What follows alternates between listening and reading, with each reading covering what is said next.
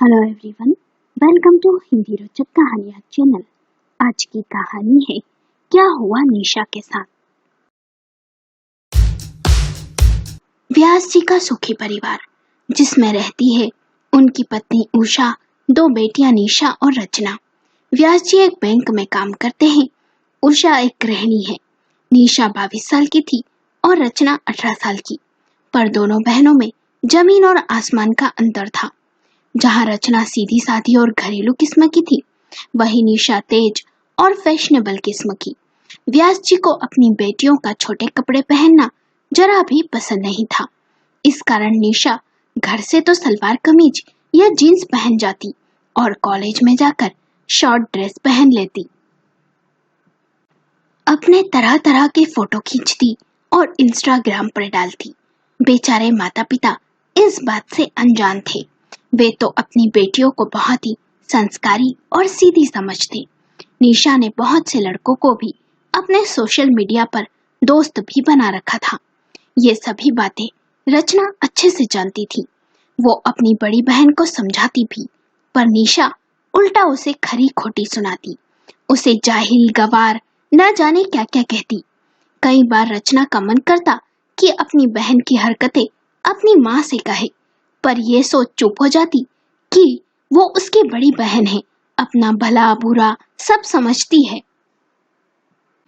सर्दियों के दिन थे। एक दिन निशा छत पर बाल सुखा रही थी। तभी उसकी नजर सामने वाली छत पर हैंडसम एक लड़के पर पड़ी। वो लड़का भी उसे देख मुस्कुरा दिया। बस फिर क्या था। उस दिन से उस लड़के और निशा में लुका छिपी शुरू हो गई। रोज किसी न किसी बहाने से निशा छत पर जाती और वो लड़का भी छत पर आ जाता। दोनों एक दूसरे को चोरी छिपे देखते। कई बार वो लड़का बाइक से निशा के घर के सामने से गुजरता और जोर से हॉर्न बजाता। निशा हॉर्न की आवाज सुन बाहर आ जाती और उसे देखने लगती। रात को कई बार अपनी बहन रचना के साथ बैडमिंटन खेलते समय उसे चोरी छिपे देखती। एक दिन वो लड़का बाइक से निशा के घर के सामने से हॉर्न बजाते हुए निकला। निशा बाहर आई तो उसने देखा कुछ दूर जाकर वो लड़का रुक गया और पीछे वापस पलट कर आया। उसने निशा के घर के सामने एक कागज गिरा दिया और चला गया। निशा ने लपक कर उस कागज को उठाया और अपने दुपट्टे में छुपाते हुए कमरे में चली गई। उस कागज में लिखा था, आज शाम को 5 बजे घर के पास वाले बगीचे में आकर मिलना। आज निशा कोचिंग से बंक मार सीधा अपनी सहेली को ले बगीचे में पहुंच गई। वहां वो लड़का पहले से ही इंतजार कर रहा था। दोनों बेंच पर जाकर बैठ गए। निशा की सहेली जाकर दूसरी बेंच पर बैठ गई। उस लड़के ने कहा, मेरा नाम वीरेंद्र है। मैं जिम में योगा ट्रेनर हूँ। मेरे माता पिता गांव में रहते हैं। मैं अकेला ही यहाँ किराए से रहता हूँ। क्या मुझसे दोस्ती करोगी? निशा ने भी मुस्कुराते हुए अपना नाम और अपने बारे में बताया और दोस्ती के लिए हामी भर दी। दोनों ने एक दूसरे से मोबाइल नंबर भी लिए। धीरे धीरे दोनों रोज मिलने लगे। निशा को वीरेंद्र कभी फूल लाकर देता, तो कभी चॉकलेट, तो कभी परफ्यूम, कभी उसके पसंदीदा गाने की सीडी। निशा अधिकतर घर में कोई न कोई झूठ कहकर वीरेंद्र संग बाइक पर लॉन्ग ड्राइव पर जाती। घूमना फिरना, खाना पीना, मजाक मस्ती चल रहा था। रचना से ये बातें छिपी नहीं थी। रचना ने जब निशा से पूछा तो उसने चिल्लाकर कहा, तू क्या जाने प्रेम क्या होता है? तू जैसी लड़की को कौन प्यार करेगा जिसमें ना शक्ल है ना ही खूबसूरती। बेचारी रचना बहन की बातें सुन बेहद ही दुखी हुई और चुप हो गई। उसके बाद उसने एक शब्द भी अपनी बहन से नहीं कहा। वीरेंद्र और निशा दोनों ने अपने प्यार का इजहार कर दिया। निशा अब रोज आधी रात को चोरी छिपे घर की खिड़की से कूदकर वीरेंद्र से मिलने जाती। दोनों घंटों एक दूसरे के प्यार में डूबे रहते। फिर सुबह सबके उठने के पहले घर आ जाती। एक बार करीब रात के 1 बजे रचना की आंख खुली। उसने देखा उसकी बहन बिस्तर पर नहीं है, ना ही कमरे में है, ना ही वॉशरूम में। उसे समझ नहीं आया कि इतनी रात को निशा कहाँ गई। उसे नींद न आई। वो बिस्तर पर लेटी थी। फिर अचानक से आहट हुई। रात के करीब 4 बजे थे। उसने देखा निशा खिड़की से कमरे में दाखिल हुई, पर रचना सोने का नाटक करती रही, कुछ नहीं बोली। फिर अगले दिन रचना ने उसे वापस खिड़की से जाते हुए देखा। वो समझ नहीं पा रही थी कि आखिर दीदी जाती कहाँ है। उसने खिड़की में से देखा तो पाया निशा वीरेंद्र के घर में जाती है।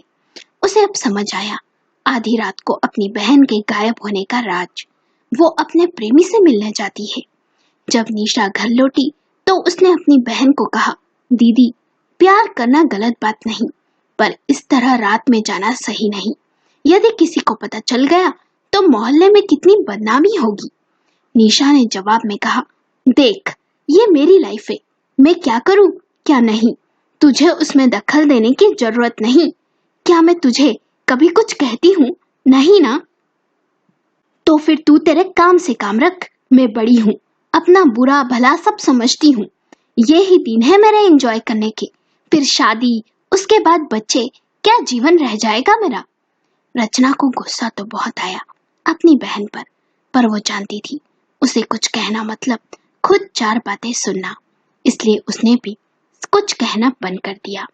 कब वीरेंद्र के प्यार में डूबी निशा ने अपनी सीमाएं लांघ दी, पता न चला। एक दिन उसे पता चला वो माँ बनने वाली है। वो बहुत ही डर गई।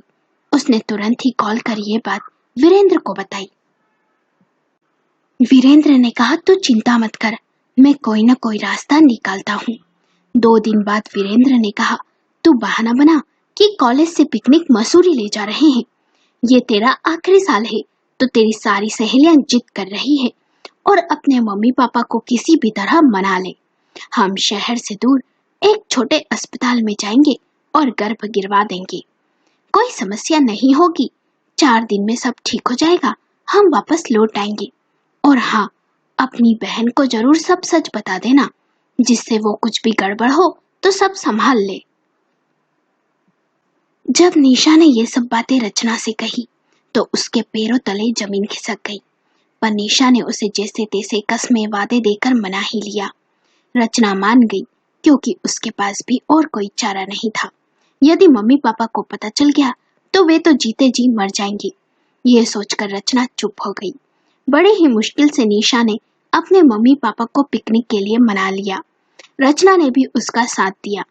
फिर प्लान के मुताबिक निशा वीरेंद्र के साथ शहर से दूर एक छोटे से अस्पताल में गई और रुपए ले देकर वीरेंद्र ने सब सेट कर गर्भ गिरवा दिया।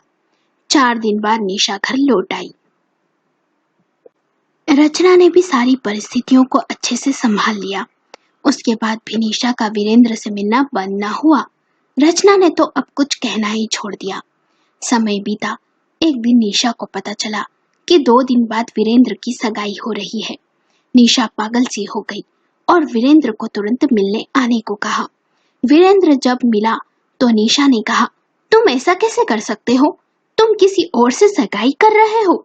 वीरेंद्र ये सुन सकपका गया और बोला, हाँ, घर वाले मान नहीं रहे, जबरदस्ती कर रहे हैं। देखो, मैंने तुमसे प्यार किया और अब भी करता हूँ, पर मैं तुमसे शादी नहीं कर सकता। इस बात के लिए मेरे घर वाले कभी नहीं मानेंगे और शायद तुम्हारे भी ना माने। इन सब लफड़ों में पड़ने से अच्छा है हम अपने घर वालों के हिसाब से शादी कर ले और इस रिश्ते को जैसा चल रहा है चलने दे।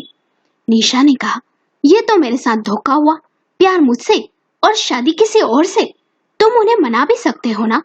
वीरेंद्र ने कहा, यह संभव नहीं और मैंने कभी तुमसे शादी का वादा नहीं किया, कभी कहा तक नहीं कि मैं तुमसे शादी करूंगा।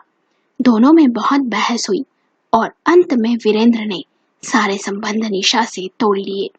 कुछ दिनों के बाद उसने भी शादी कर ली। बेचारी प्यार में धोखा खाई हुई निशा निराश और उदास रहने लगी। बड़ी ही मुश्किल से उसने अपने आप को संभाला। इसमें रचना ने भी उसका साथ दिया। वीरेंद्र शादी के बाद दूसरे शहर चला गया और निशा के जीवन में उसका चैप्टर हमेशा के लिए क्लोज हो गया। समय बीता। निशा की शादी संदीप नाम के लड़के से हो गई। निशा के ससुराल में सिर्फ पति और ननंद ही थे। ननंद की भी शादी हो चुकी थी। उसका मायका और ससुराल दोनों एक ही शहर में था। संदीप ने निशा पर बहुत प्रेम लुटाया। निशा पति और अपनी गृहस्थी में रम गई। निशा मां बनने वाली थी, पर दुर्भाग्य से 3 महीने में ही उसका गर्भपात हो गया। समय बीता, निशा फिर से गर्भवती हुई, पर फिर से 5वें महीने में उसका गर्भपात हो गया। उसका रो रो कर बुरा हाल हो गया था। दिन पे दिन उसके बच्चे की चाहत बढ़ने लगी थी। उसकी हम उम्र चचेरी ममेरी बहनें सहेलियां सभी के बच्चे हो गए थे, पर निशा मां बनने के सुख से वंचित थी। संदीप उसे समझाता, उसे सांत्वना देता, उसे हर संभव खुश रखने की कोशिश करता, पर मन ही मन वो भी टूट सा गया था। रचना की भी नीलेश नाम के लड़के से शादी हो गई। नीलेश बहुत ही सुलझा हुआ समझदार इंसान था। उसके घर में उसके माता पिता भी थे। रचना सबका बहुत ही अच्छे से ख्याल रखती। ससुराल में सब उससे बहुत खुश थे। जल्द ही रचना ने एक बेटे को जन्म दिया। जब वो मायके आई तो निशा को भी बुला लिया। निशा सारा दिन रचना के बेटे को संभालती, उसे बहुत प्यार देती, माँ की ममता न्यौछावर करती। निशा के दुख को देख उसके माता पिता और रचना भी बेहद ही दुखी थे, पर कर भी कह सकते थे। निशा तीसरी बार गर्भवती हुई, पर इस बार भी उसे मां बनने का सुख ना मिला। डॉक्टर ने अब साफ इनकार कर दिया, क्योंकि उसे शुगर और ब्लड प्रेशर की समस्या हो गई थी। उसके आंसू रुकने का नाम नहीं ले रहे थे। निशा और संदीप ने बच्चा गोद लेने का सोचा, पर उनकी आर्थिक स्थिति को देख किसी ने उन्हें बच्चा गोद नहीं दिया। निशा के पास इतने रुपए भी नहीं थे कि वो किराए की कोख ले सके। वो सारा दिन रोती तड़पती रहती। निशा और रचना दोनों कुछ दिनों के लिए मायके आई। घर में सभी बेहद ही परेशान थे। रात को निशा अपने कमरे में बैठ रो रही थी कि तभी रचना ने आकर कहा, दीदी, इस तरह रोने से क्या होगा? जीजाजी भी कितने दुखी हैं, खुश रहा करो थोड़ा। निशा ने रोते हुए कहा, एक औरत माँ बने बिना अधूरी है, ये बात मुझे आज समझ आ रही है। ये मेरे उस रात किए गए पापों की सजा है। मैंने बड़ी ही आसानी से खुशी खुशी उस अजन्मे बच्चे को मार दिया, और आज मैं उसी के लिए तड़प रही हूँ। नादानी में मैंने सच में बहुत बड़ी भूल कर दी बहन, सबको धोखा दिया, ये उसी का दंड है। रचना ने कहा, रो मत दीदी, सब ठीक होगा। 3 साल बीत गए, पर संदीप और निशा अपने जीवन में खुश नहीं थे। रचना एक दिन अपनी बहन जीजाजी से मिलने गई। संदीप तो ऑफिस गया हुआ था। रचना ने निशा से कहा, दीदी, तुम्हारे और जीजाजी के दुख को देख मैंने एक निर्णय लिया है। मैं तुम्हारे बच्चे की सैरोगेट मां बनने के लिए तैयार हूँ। ये सुन निशा ने हैरानी से कहा, क्या तेरा दिमाग तो सही है ना? इस बात के लिए नीलेश कभी राजी नहीं होंगे। रचना ने कहा, दीदी, मैंने उनसे बात कर ली है, वे मेरे इस फैसले में मेरे साथ हैं। तुम चिंता मत करो, जीजाजी को मैं मना लूंगी। जब रात को संदीप ऑफिस से लौटा तो कुछ देर बाद अपने कमरे में गया तो रचना भी उसके पीछे पीछे चल दी और बोली, जीजाजी, मैंने और नीलेश ने फैसला किया है कि मैं आपको संतान का सुख दूंगी। संदीप ने हैरानी से पूछा, क्या? मैं समझा नहीं।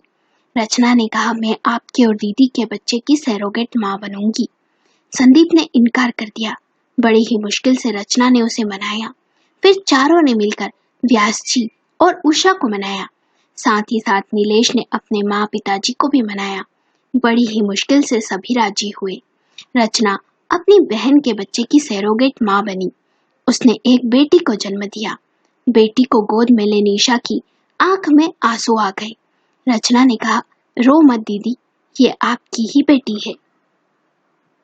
निशा ने कहा, मुझे माफ कर दे बहन, मैंने तुझे न जाने क्या क्या कहा। कौन बहन इतना बड़ा त्याग करती है? तू बहन नहीं देवी है। सच में तेरा दिल बहुत बड़ा है। तेरी जगह यदि मैं होती तो कभी ऐसा नहीं कर पाती। रचना ने कहा, नहीं नहीं दीदी, आपको मैं दुखी कैसे देख सकती थी? मैंने तो बस अपना फर्ज निभाया।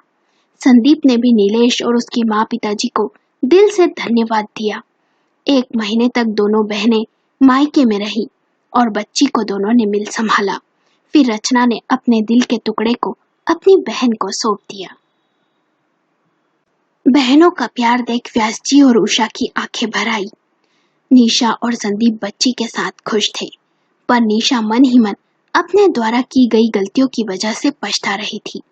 काश उसने उस समय वो नादानी ना की होती। कभी कभी अपने से छोटे भी जो कहते हैं उसे मान लेना चाहिए। वीरेंद्र भी अपनी शादी से खुश नहीं था। उसकी पत्नी और उसमें आए दिन लड़ाई झगड़े होते थे। उसे भी समझ आने लगा था कि उसने निशा के साथ धोखा कर सही नहीं किया। कहीं न कहीं अपने किए गए कर्मों की सजा हमें किसी न किसी रूप में जरूर मिलती है। कहानी पसंद आई हो तो कमेंट बॉक्स में YES यस जरूर लिखें। आपको कहानी कैसी लगी हमें अपने विचार कमेंट करके बताएं। कहानी पसंद आई हो तो लाइक करें, शेयर करें और चैनल को सब्सक्राइब करें।